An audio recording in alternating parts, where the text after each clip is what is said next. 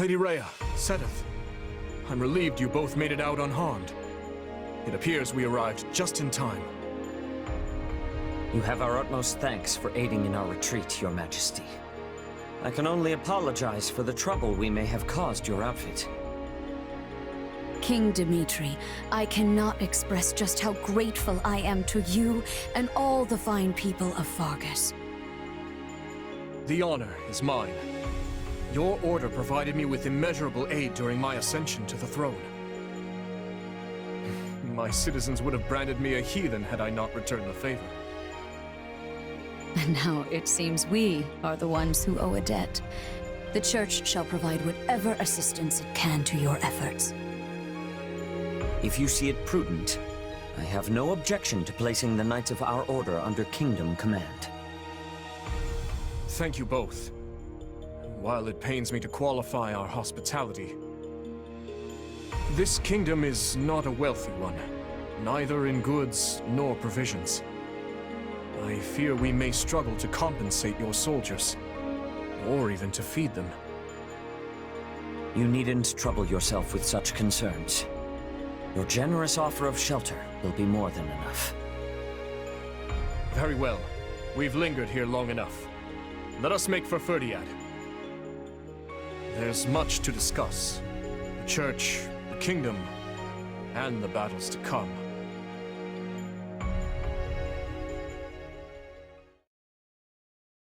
Two years ago, I never would have imagined we'd be fighting a war like this. I'm with you there, but now that we are, you found yourself in a rather favorable situation, no? How do you mean? When a war breaks out, every mercenary in the land starts crawling out of the woodwork. And those associates you happen to be working with should be tough enough to take on you-know-who.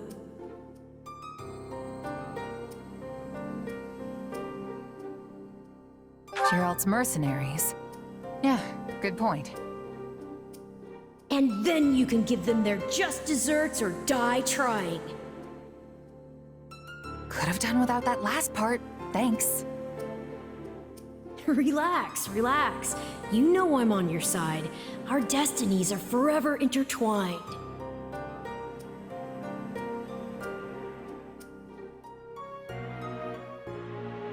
In that case, let's assume Cornelia has hidden herself somewhere in the Western Territories. If I had to guess, I'd say either Viscount Mateus or Viscount Gideon have taken her in. All the same, we can't exactly go around unseating every vassal we suspect of being disloyal. Right. This is no simple matter, but at least we have a firmer grasp on the situation now than we did 2 years ago. To send word to House Perderi. We'll need soldiers on their land if we hope to keep the enemy at bay. Yes, Your Majesty. Viscount Mateus' son is here with us, while Viscount Gideon's daughter is off serving as a knight in Galatia. Under the present circumstances, we only have so many soldiers to spare on domestic matters. It seems we'll have to resort to any means necessary. In which case, I will bear the weight of the kingdom's sins. If slaughtering 100 foes means bringing salvation to 1,000 of our own, I will do it. As you wish, Your Majesty. And if I may, try not to torment yourself so much. How far our proud king has fallen. You sounded utterly vicious just now. What do you want, Felix? Oh, not much. I just thought catching a glimpse of your haggard face might put a smile on mine. I knew that playing the part of a cool-headed leader would be too much for you. But all this scheming, this calculation, doesn't suit you. Why don't you just give it a rest already? You think too highly of me. This is who I am, Felix.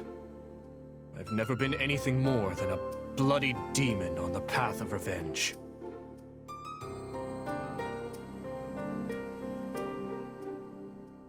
I stand here today to lift the burdens of all who perished before me.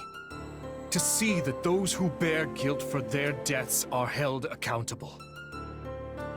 I will expose whoever I must. Slay whoever I must to see my task through to the end.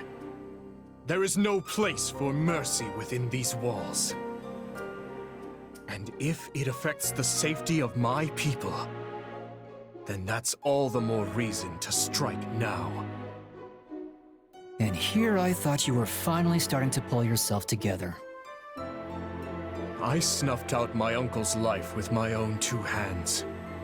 As king and as general, I've killed countless more. I looked on as nearly everyone I held dear perished. I am the one who must take responsibility for their deaths. So rest easy, Felix.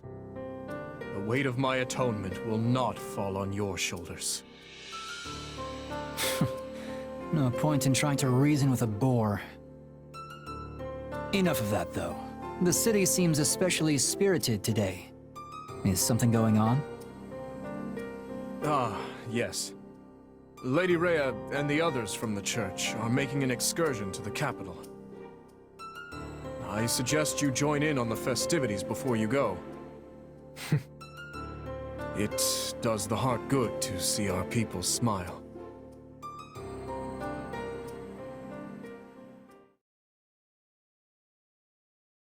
Everyone here? Well, let's get right into it. We have to figure out exactly where we stand in this war. As you all know, the Empire has taken the Great Bridge of Myrddin. The Imperial Army now occupies what was formerly House Phlegethon territory. House Gloucester has surrendered to them as well. Doubtless an agonizing decision on my father's part. House Ordelia, to the east of the bridge, has also vowed not to take up arms against the Empire. We had precious little in the way of arms in the first place. You have my deepest apologies. You don't have to apologize, Lysithea. Count Ordelia did what anyone would have done. And now Lawrence and Lysithea can't even go back home! That's not all. After the battle, the Imperial Army crossed Gloucester territory and attacked Garreg Mach. Rhea and the rest of the Central Church have apparently fled to the Kingdom for sanctuary. Then I suppose none of us will be able to visit our old school anytime soon. I hope no one from the church was hurt. Now that the monastery has fallen, the front lines are rapidly expanding north. It won't be long before Deirdre is within their reach. And if our capital falls, the Alliance goes with it. We have to stop them there, no matter the cost.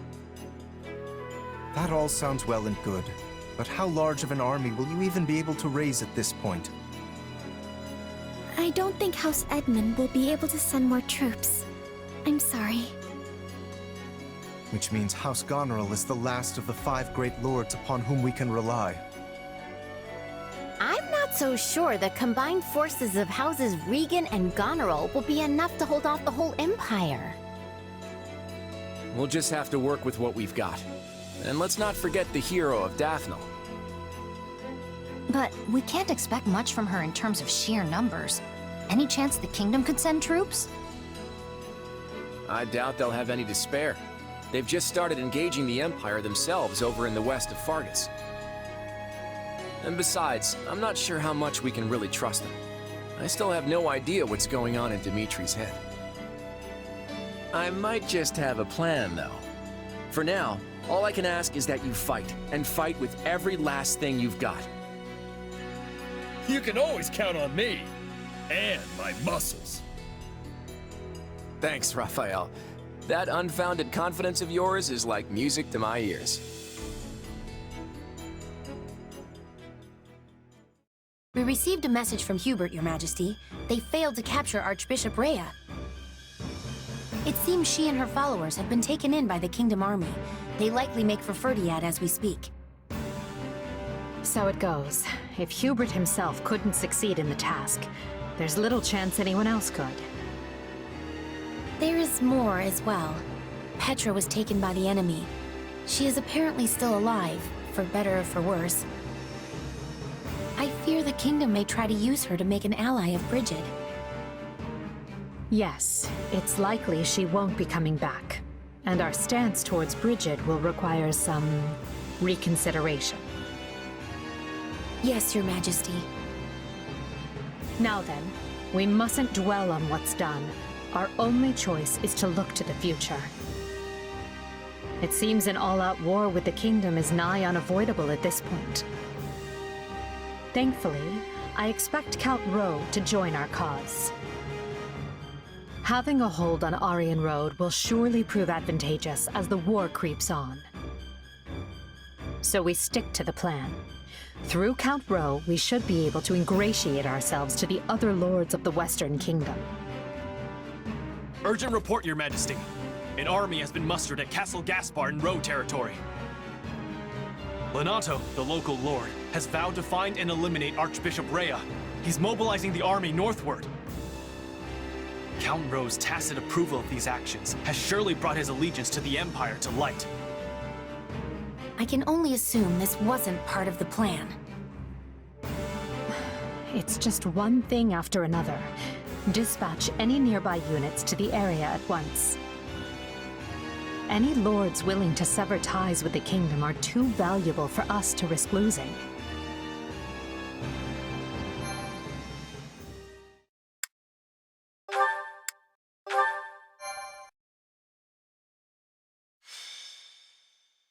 Azure Gleam. Skirmish in the Fog. The Holy Kingdom of Fargus grants refuge to the Central Church as they flee Garrigmach Monastery, in turn provoking the Adrestian Empire to declare war on Fargus. While Dimitri and his advisors strategize how to repel the Empire's assault, they are met with devastating news. Lenato of Castle Gaspar has raised an army against him.